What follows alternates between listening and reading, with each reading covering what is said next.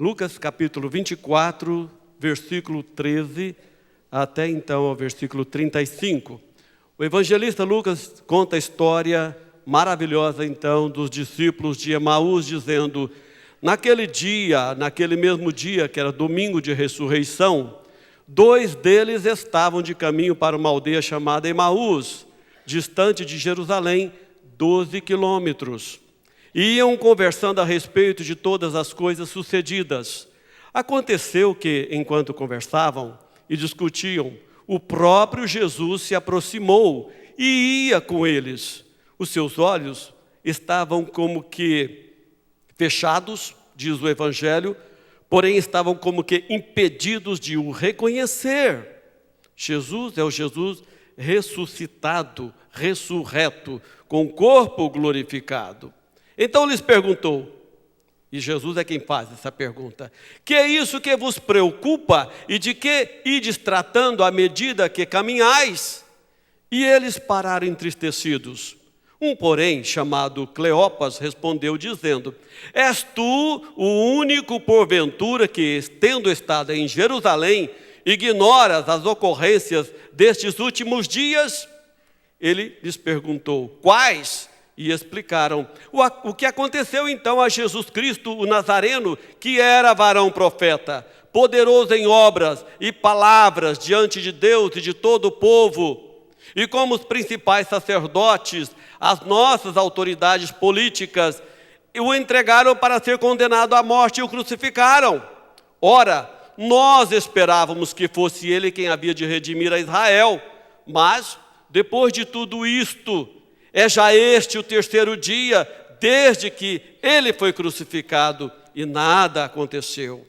É verdade também que algumas mulheres das que conosco estavam, nos surpreenderam tendo ido de madrugada, hoje bem cedo, ao túmulo, e não achando o corpo de Jesus, voltaram dizendo terem tido uma visão de anjos.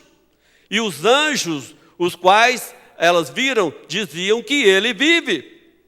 De fato, alguns dos nossos, Pedro, João e alguns outros, foram ao sepulcro e verificaram a exatidão do que as mulheres estavam falando, mas nada viram. Então lhes disse Jesus: ó nécios, tardos de coração para crer tudo o que os profetas disseram. Porventura não convinha que o Cristo padecesse e entrasse na sua glória? E começando por Moisés, discorrendo por todos os profetas, expunha-lhes Jesus o que a seu respeito dizia as Escrituras. Quando se aproximavam-se da aldeia para onde eles estavam indo, Emaús, Jesus então ameaçou passar adiante. Mas eles o constrangeram, dizendo: Senhor, fica conosco, porque já é tarde e o dia já declina. E Jesus entrou então para ficar com eles. E aconteceu que quando estavam à mesa, tomando ele o pão, abençoou e tendo partido, lhes deu. Então se lhes abriram os olhos e o reconheceram, mas ele desapareceu da presença deles. E disseram então um ao outro: porventura não nos ardia o coração quando ele pelo caminho nos falava, quando nos ensinava as Escrituras? E na mesma hora levantaram-se e, apesar de ser tarde, de noite, outra vez voltam para Jerusalém, a 12 quilômetros. E ali acharam reunidos os 11 e outros com eles, os quais diziam: o Senhor ressuscitou, o Senhor ressuscitou e já apareceu a Simão. Então os 2 contaram o que lhes acontecera no caminho e como fora por eles reconhecido no partir do pão. A palavra de Deus para nós nessa manhã é ainda sobre a ressurreição. Isso é muito apropriado. Há um mês atrás, nós celebrávamos nessa igreja a ressurreição de Jesus. É tão incrível que tudo passa tão rápido. Há um mês atrás, o coral nos ministrava aqui, num belo recital, sobre a ressurreição. Vários de vocês certamente ganharam ovos de Páscoa, comeram chocolates, adicionaram alguns quilinhos a mais, Apenas um mês atrás. Mas segundo Lucas capítulo 1, em Atos, Jesus ressuscitado permaneceu 40 dias com os seus. Por que esses 40 dias? O que é que Jesus fazia nesses 40 dias? Revelando-se como Jesus ressuscitado. Aos 11, a todos aqueles que creram nele, para só então subir aos céus. Se a igreja conhecer tudo a respeito de Jesus, mas não conhecer Jesus ressuscitado, falta-lhe o principal. A fé da igreja está solidificada, construída no fato que Jesus morreu, mas ressuscitou. Portanto, meus irmãos, a ressurreição de Jesus Cristo é central na nossa fé. Sem ela, nós não existimos. Sem ela, nós não somos igreja. Quem é esse Jesus ressuscitado? Essa é a pergunta. Conheço Jesus que me salva, que me cura, que me liberta, que me supre as necessidades. Mas quem é o Jesus ressuscitado? Jesus ressuscitado é o Jesus que me encontra no caminho de Emaús. Mas o que é Emaús? Onde está essa vila, pouco conhecida, quase dificilmente de ser localizada? Uma pequena vila fora de Jerusalém, a 12 quilômetros, onde provavelmente estavam a base do exército romano, que dominava toda a Judéia. O que faziam esses dois em direção a Emaús? Fugiam da ordem de Jesus que falava-lhes: ficai em Jerusalém. Ficai em Jerusalém. Por quê? Porque Jerusalém é a cidade da cruz. Por quê? Porque Jerusalém é a cidade onde ele foi coroado. Ainda há pouco a multidão gritando: Hosana, Hosana ao filho de Davi. Por quê? Porque em Jerusalém ele ressuscitou.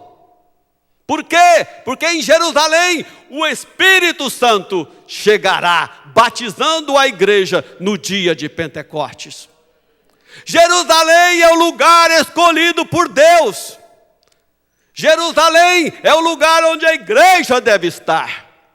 E esses dois decidiram, por conta própria, marchar de Jerusalém a Emaús. A Emaús. Todas as vezes que nós tomamos a direção da vida de todos nós, nas nossas mãos, saindo de Jerusalém, quando é ali que devemos estar, cuidado, o ressuscitado nos encontrará. Não há como fugir de Deus. Na Bíblia, você pode encontrar vários exemplos, sendo Jonas um dos mais claros e evidentes, dos fujões de Deus. Mas enquanto esses dois parecem merecer a nossa reprovação, a nossa punição, nós também somos como eles, fugindo de Deus que nos pede para ficar em Jerusalém. Porque Jerusalém é o centro da transformação. Jerusalém é o centro onde o ressuscitado não somente nos revela-se ressuscitado, mas nos pede para ficar até que o Espírito então chegue. E eles então saíram. E a Bíblia fala que eles estavam entristecidos. O caminho de fuga é um caminho de tristeza. O caminho de fuga é um caminho de decepção. Não é esse Jesus que eu queria para mim. Não é esse Jesus que morre quando eu preciso dele vivo. Não é esse Jesus que não tem capacidade de me libertar do poderio romano. É esse Jesus que eu estava sendo atraído. Cuidado com as nossas expectativas a respeito de Jesus. Ele não tem que existir e nem tampouco satisfazer as nossas vontades, sejam elas quais forem. Jesus é muito maior do que tudo isso. Do que falais entre vós? Mas tu és o único que, estando em Jerusalém, não sabe das grandes ocorrências.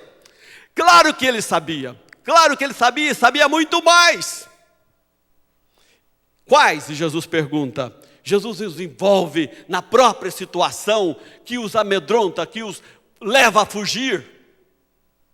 Então, nesse discorrer, Jesus passa e os arranca do caminho de fuga, do sentimento de tristeza, das expectativas que não foram correspondidas e também da incredulidade. Algumas mulheres chegaram para nós hoje, depois de ter ido ao seu túmulo, dizendo que lá não tem mais nenhum corpo do Jesus morto. Mas nós não acreditamos nas mulheres. Nós não vimos. Nós só acreditamos naquilo que nós vemos. Não é verdade, irmãos? Mas não é assim no caminho da fé. No caminho da fé você tem que crer primeiro, para depois ver. E Jesus então corrige. Jesus transforma. Jesus encontra os dois no caminho de fuga, não porque eles mereciam serem punidos, é porque Jesus ama, é porque Jesus é o único que pode nos resgatar das nossas fugas. E o cristianismo é o único caminho onde Deus desceu do céu para nos alcançar em nossas mais profundas misérias. Enquanto toda a religião é o contrário, é uma tentativa que eu tenho que me empenhar, me esforçar para um dia alcançar algum estado de graça. Impossível. Ele o fez por nós. E Ele está aqui. O Jesus ressuscitado é aquele que nos alcança no caminho de fuga, mas também é o Jesus que nos expõe a palavra, que nos ensina a palavra, que nos traz de volta para o centro das Escrituras. Ele mesmo. De Gênesis a Apocalipse, toda a Escritura fala apenas e tão somente do sentido pleno de Jesus. Se nós não entendermos isso, nós estamos perdendo o ponto central das Escrituras. Não conheceis as Escrituras, elas falam de mim. Nós gostamos muito da Bíblia para satisfazer os nossos desejos, nossas expectativas. Não há nada errado em tomá-la em um momento particular, mas não perca o centro é Jesus. E ele diz: vocês nécios, lentos para entender o que a Escritura fala a meu respeito, desde Gênesis até mesmo a Apocalipse. Lembra de Abraão levando o seu filho para o sacrifício do Monte Moriá? O pequeno Isaque dizia: meu pai, eis a lenha, eis o cutelo, mas onde está o cordeiro para o sacrifício? Deus proverá, Deus proverá, Deus proverá.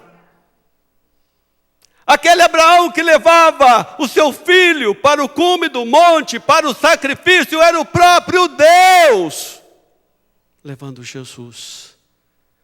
Deus proverá para si o cordeiro. E João Batista o viu um dia chegando e disse: eis o cordeiro de Deus que tira o pecado do mundo. Moisés, quem era Moisés? Moisés é Cristo prefigurado, arrancando uma nação escrava da terra do Egito para a terra prometida. É Cristo nos arrancando desse mundo pecaminoso para a nossa pátria celestial. E tantos exemplos. Davi, Isaías. E eu não tenho tempo para falar de tudo. Jesus está dizendo: vocês não podem entender as Escrituras a partir de vocês mesmos. Eu sou a lente através da qual você pode enxergar o sentido das Escrituras. O que é que então o Evangelho de João fala? Eu não sei se eu não olhar através das lentes de Jesus. O que é que fala então o livro de Apocalipse? Eu não posso entendê-lo, senão por meio de Jesus Cristo, que me revela a palavra. O Jesus ressuscitado não é somente o Jesus que manifesta no nosso caminho de fuga para nos salvar.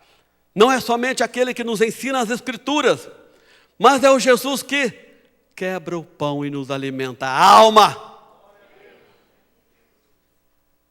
E ele ameaçou passar adiante. E eles já estavam sentindo alguma coisinha gostosa no coração. Algum calor. Alguma coisa que eles diziam. Parece que esse homem é profeta, no mínimo. Alguma coisa está acontecendo aqui. E eu já não estou tão triste como antes. Fica conosco, Jesus. Entre em nossa casa, ou na casa de, não sei, de um amigo para onde eles estavam fugindo. Entre, fique conosco, já é tarde demais. E Jesus entrou, e Jesus ficou. Vocês se lembram que Jesus entrou na casa de Zaqueu? Por convite próprio. Hoje me convém ficar em tua casa. Jesus entrou na casa de Maria, de Marta e de Lázaro. E agora é Jesus entrando na casa desse desconhecido, onde os dois estão. E quando Jesus senta à mesa, a primeira coisa que ele faz é revelar-se ressuscitado. E para conhecer Jesus ressuscitado, nós precisamos da Santa Ceia, desse sacramento da nossa fé. Nós não podemos ser igreja sem isso, sem essa mesa.